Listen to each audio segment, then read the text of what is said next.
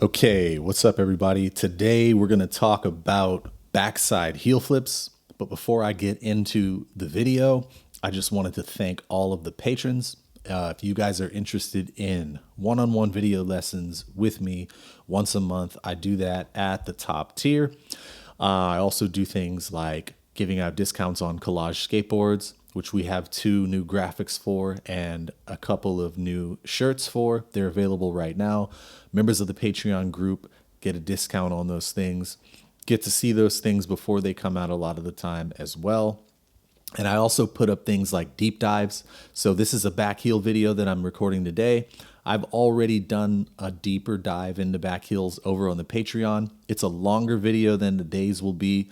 And it has me going over some other factors besides the basic points for back heel that I'll go into today. But, you know, the videos over here on YouTube should get you able to do the trick. But I go into my reasoning for things and a lot more over there on Patreon. So I know some people learn differently, and having all of that extra information gives them a more robust understanding of things and helps them execute. If that's something that you're interested in, go over there. Now, one last thing before I get the video started. Any of you guys that haven't been to Thrasher's YouTube channel and watched Niles Gibbs's GX 1000 part, I highly recommend you get over there. So I don't know him, never met him. I'm plugging him simply because his video part made me seriously jealous of the fact that I'm not out in the streets skating today. I watched it 10 minutes ago and I can't stop thinking about it. It was raw. It's the type of skating that I really enjoy. And if you haven't seen it, go over and check it out. Like, that was a great video part. And shout out to him, although I don't know why he'd be watching a video on how to back heel, because I think he did one off a bump over a sidewalk in his video part. With all that being said, let's get into the video for back heels. So one thing before I go into the tutorial is I think a lot of times people think this trick is harder than it actually is. And it's funny because I don't do a lot of back heels, but when I do, I always remember just how easy they are compared to backside flips. So to give a little bit of context from my experience with them, I had a good back heel long before I had a good heel flip. So if you watched my videos on heel flip, I think I've made 2 of them. In both of them, I talk about how it took me like 10 years into my skateboarding to actually have a decent heel flip. But that wasn't the case with back heels. In fact, like when I was learning most of my flip tricks and skating the 5 and 8 stair at Hollywood High every day, I would back heel the 5 and 8 stair more consistently than I would heel flip them, and more consistently than I would backside flip them. And there's a bunch of different reasons for that, I think, and I go into them over there in the Patreon deep dive that I've uploaded. So before we get into how to do the trick, let's just make sure of a few things. You should be able to backside 180. You should be able to heel flip. Now, before trying a backside flip, I think in my video I recommended that you're able to land quite a bit of them. You know, like if you try 10, you should at least be landing 4 or 5. But with the back heel and heel flip, I don't think that is really necessary. And it has a lot to do with how your feet are positioned for the backside heel flip. They're positioned in a way that facilitates the flipping. So your spin assists with your flip, as opposed to the backside flip where you're actually flipping away. And I go into this more in detail in the Patreon video also. So now let's get into how to do the trick. So first thing is your foot positioning. It's going to be very different from how you do a backside flip. So when I do the backside flip, I have my toes in that little circle on the tail that I call the ollie box, just for ease of saying it. Your toes and the ball of your foot are making contact with the tail when you do the backside flip, and they're about an inch from the edge of the tail, an inch from the toe side, an inch from the heel side. So they're really smack dab in the middle of the board, because this gives you good contact with the tail, and it gives you a good way to interact with the board. Now with the back heel, your back foot, it's still going to be just your toes and the ball of your foot that are making contact with the tail, but I actually have it have my toes and the ball of my foot in the heel side edge of the board. So if I'm goofy foot, what's in front of you is my toe side. What's behind me is the heel side, right? The heel edge and the toe edge. My toes are actually on the heel side edge of the tail for these. And now with my front foot, I'm going to have my front foot just so that the front of the foot is touching the first two bolts closest to the tail, right? And then I'm going to have the tips of my toes hanging off the edge of the board, right? And it's going to be, my weight's going to be on the ball of my foot mostly, and some of it's going to be on my heel. Now, because we're standing with our toes off the board, and some of you might have that heel flip where you use your whole foot.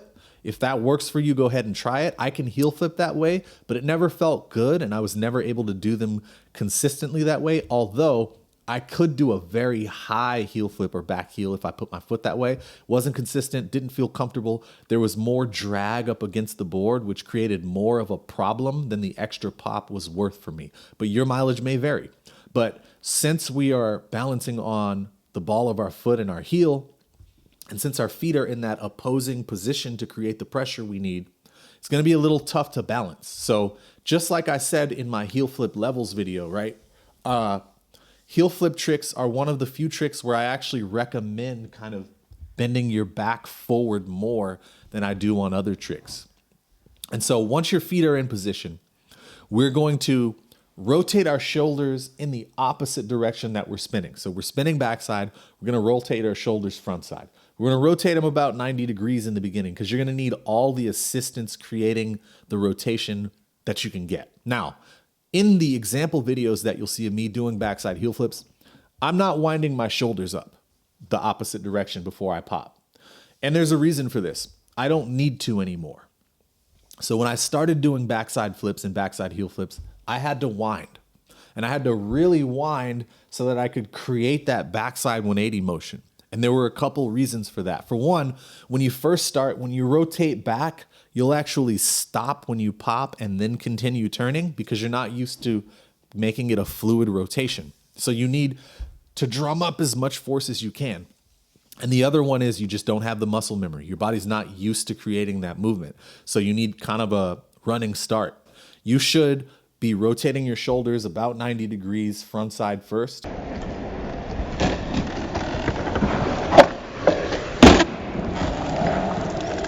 And once you've rotated your shoulders back, you're going to start to bend your knees, right?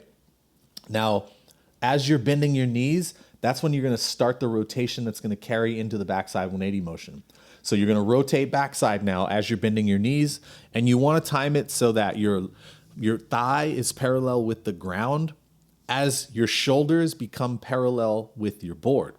And you don't want to stop there. It's our goal not to stop there, okay? But in the beginning, you are going to stop there, and that's just because you're not used to this movement, and that's okay. You have to work through that. But once we're at that point where our shoulders have met up with the board, that's when we want to pop. And we're going to pop with our back foot, with the toes and the ball of our foot kind of touching that heel side edge of the board. We're going to pop down and pull back to make that backside rotation happen. And our shoulders are still going to be turning. We're going to be turning with it. And we're also going to be flipping the heel flip motion. Now, if you guys watched my varial heel flip video, I talk about how the varial heel flip, you want to create a front side circular rotation with your heel flip. We're going to do the same thing with the back heel, but it's going to be for a backside circular rotation. And we don't have to exaggerate it much because we have our body behind us also creating that rotation. And the way that we pop and pull back is also going to help create the backside rotation. So just a little bit of a rotation with our front foot. And we want to keep turning. Now, as soon as our board has started to flip, we're going to continue to let our front foot come out in front of the board, and we're going to pick our knees up towards our chest to allow the board to keep flipping. Now, in the beginning, you are most likely going to land 90 degrees, and then you'll start to land a little past 90 degrees. And once you start consistently landing on those 90-degree back heels, you should start to try to pivot the rest of the way. You have to be comfortable with the fact that you're not going to be doing these tricks aesthetically pleasing in the beginning. So your goal in the beginning is just to learn how to do the trick. And so you have to get comfortable. When I teach my students, I teach them that in skateboarding, you have to fight for your tricks in the beginning. So when my students are learning how to ollie and I'm teaching them to squat down, bend their knees to take the impact after they land their ollies, I also teach them put your hand on the ground and don't let yourself fall off, because getting used to fighting against being thrown off of the board, getting used to fighting to land your trick is going to pay dividends for you later. It's going to create a kind of resilience to all of the forces that kind of throw you off from landing a trick, right? To where now I'm able to use muscle activation in my body to resist being bucked off of the board. But in the beginning, I just honestly put my hand down when I was going to fall off because I saw dudes that rode for Baker do it. Let's be real. But it actually went on to help me because I got used to landing and being a little bit off and correcting it with my hand. And then there came a time where I didn't have to correct it with my hand because my body became stronger in those ways and I could correct with my body. So when you're landing those 90-degree back heels, bend down, touch the ground, stay on the board. When you're trying to turn it more, slide. Even if you've already landed with all four wheels, slide it the rest of the way around and keep doing this until you're able to pivot on the front two wheels only. And keep doing this until you're able to create enough rotation starting in your shoulders that your back heel goes all the way around. And I'll tell you something, making sure that you squat down enough is going to help you pop high enough to complete the rotation. But once you get to the point where you are completing the rotation, or where you are at least pivoting the rotation, it's going to be important that you have your knees bent when you're landing, because if your legs are straight, it's hard to pivot. If your legs are straight, it's hard to finish the rotation. So you really have to focus on, as the board's flipping, sucking your knees up to your chest as you wait for the board to flip around. And with back heels, one of the awesome things is the board just kind of comes up to your feet. You don't have to try too hard to catch the board. At least I've never have. And the other thing is I was able to get the full rotation going a lot quicker than I was with backside flips. Now that might be due to the fact that I had already done backside flips, but I think my backside heel flips rotated fully before my backside flips did. And I think like backside flips and frontside flips, I kind of had to be doing them downstairs first before I started to be able to fully rotate them. And that's pretty much how you do this trick. I'm going to be real with you. Like, this is one that I recommend to everybody to try because it's so much easier than you think it is. And it's just a trick that gets overlooked for whatever reason. I know that with me, even though like I've backheeled like 11 stairs and double sets and stuff, like, and they always came pretty easily. Like the first time I did it down the 8th stair at Hollywood High, I did it first try. And it was one that when we played games of skate down the 5 stair at Hollywood High, I'd always pull it out in the games of skate. But when it came time to go film, I didn't always do it. And I think it's because a lot of the skaters that I looked up to didn't do the trick. And so when you're young and you're just kind of emulating skaters that you like, yeah, I just did more backside flips, even though the back heels were easier. But it's always one that when I do it, I enjoy it. Like yesterday, I was shooting the flat ground versions that I'm going to post here. And I did like 5 or 6 of them in a row trying to get different angles. And I was like surprised. It's like, oh yeah, these are always an easy, consistent trick. As long as you go through the technique properly, this trick shouldn't be too difficult for you.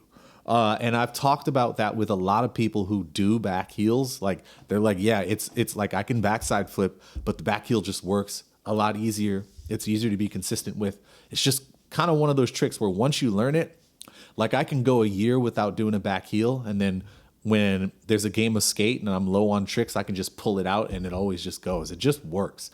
And it's really nice downstairs too, because the way that it travels, it's just perfectly suited for skating stairs. I hope that helps you guys out with the trick. I really do recommend you trying it. Also, go to www.clubdist.com. Check out Collage Skateboards. Let me show you guys one of the new graphics we just came out with because it's really cool. This is our Queen graphic. I think it's beautiful. These new boards are coming in this full shape, which I'm skating right now. I'm skating in the videos of the back heels that I will be including in this. The shape is awesome. This is the 8.5. It's 32.25 inches long, and all the other sizes scale comparably.